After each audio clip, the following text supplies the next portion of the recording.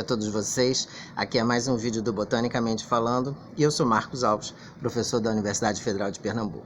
E o nosso tema de hoje foi uma sugestão de um dos nossos seguidores, Rosemary, lá do Mato Grosso do Sul, que mandou pra gente a sugestão de falar sobre o café. Por que o café? Porque hoje é o Dia Internacional do Café.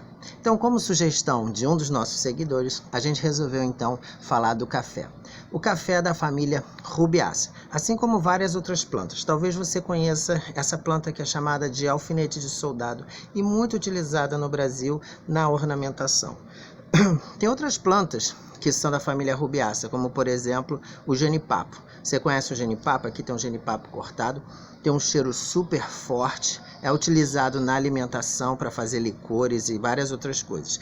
Fermenta muito e tem um teor alcoólico muito grande. Existem outras espécies da família Rubiácea também utilizadas, mas muitas são tóxicas ou com poder, com a atividade muito intensa no organismo. Um dos exemplos que a gente deu já em vídeos passados foi sobre uma das espécies que faz parte da composição do santo daime, por exemplo, que é uma espécie do gênero Psicotra. Mas eu vim aqui hoje para falar do café. O café é do gênero Coffea. Originalmente, o café ele cresce, né, de forma nativa na parte que é chamada a parte norte da África, ali na região da Etiópia. Então acredita-se que essa Eritreia e Etiópia tenha sido a origem do café. Só que o café se espalhou muito rapidamente porque milhares de anos atrás, os muçulmanos que viviam nessa região, eles utilizavam uma pasta feita com os frutos do café. E essa pasta era utilizada pelas pessoas e também para os animais como energizante. Uma das características do café é que ele, como bebida, como a gente usa hoje, é que ele tem uma grande quantidade de cafeína. E a cafeína é um estimulante para o corpo. Então a gente normalmente toma café e se sente mais estimulado, acordado. Algumas pessoas, inclusive, não podem tomar café à noite porque elas têm dificuldade para o sono. A cafeína, portanto, é um alcaloide que atua diretamente no sistema nervoso. Então, o café desde milhares de anos atrás, ele começou a se espalhar. E na Europa, inclusive, durante muito tempo não era aceito por ser uma bebida de origem muçulmana. Então, os cristãos não utilizavam café por questões religiosas.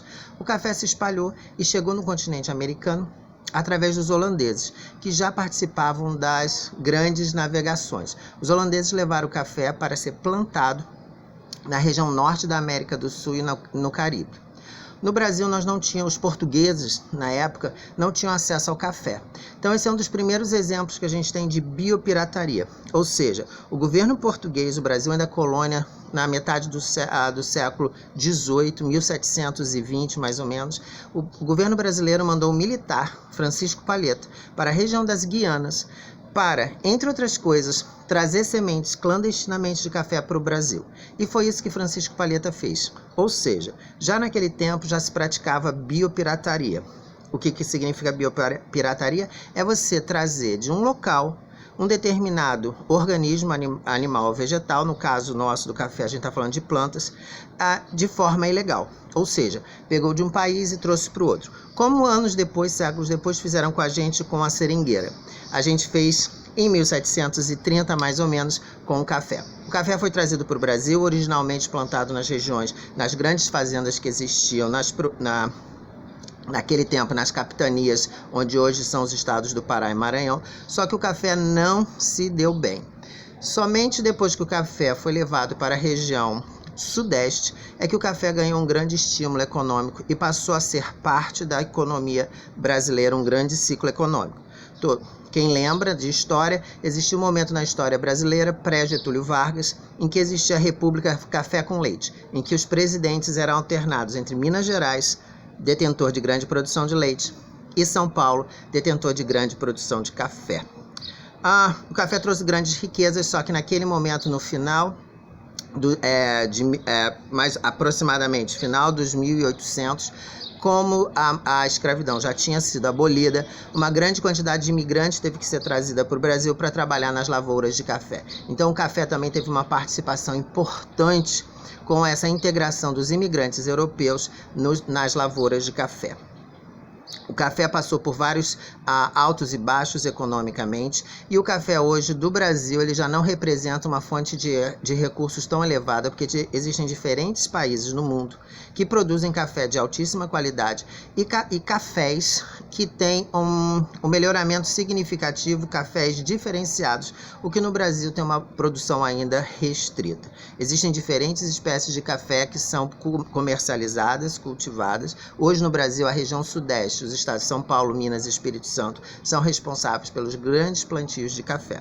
E o que a gente come do café? Na verdade, o que a gente utiliza do café é o grão do café, que trata-se da semente do café, ou seja, da semente do fruto. Então, claramente, a gente já sabe que o café é uma angiosperma, a gente já falou a família Rubiaceae. A gente utiliza a semente, que ela é torrada, e aí então que ela é triturada para ser feito o café. O café é uma das bebidas mais utilizadas no mundo, juntamente com o chá. Eu aqui tenho um exemplo, eu vou tomar o meu café. Agora, eu gosto, nesse verão pernambucano, de tomar o café que a gente chama de um café gelado. A minha sugestão é, você pega o café recém-feito, você põe o café com gelo e você pode espremer um pouquinho de limão. Limão, a gente já falou, é um citrus da família Rutácea. O café é da família Rubiaceae, ambos eudicotiledonas das angiospermas. Pode parecer estranho misturar café, gelo e limão, mas fica uma bebida super saborosa, fica uma bebida refrescante, ótima para o verão. E como aqui no Recife é verão o ano inteiro, então é sempre bom tomar um café com gelo e algumas gotas de limão, que estimula a dar um upgrade no café. Recomendo. Estudem, aproveitem esse momento de quarentena, também aproveitem o café, que é uma bebida estimulante, como a gente já falou, com os alcaloides, né, entre eles a cafeína. E assim a gente vai terminando mais um Botanicamente Falando. Espero que vocês tenham curtido a receita e a informação sobre o café do ponto de vista botânico e também histórico. Forte abraço e até o próximo vídeo. Delícia!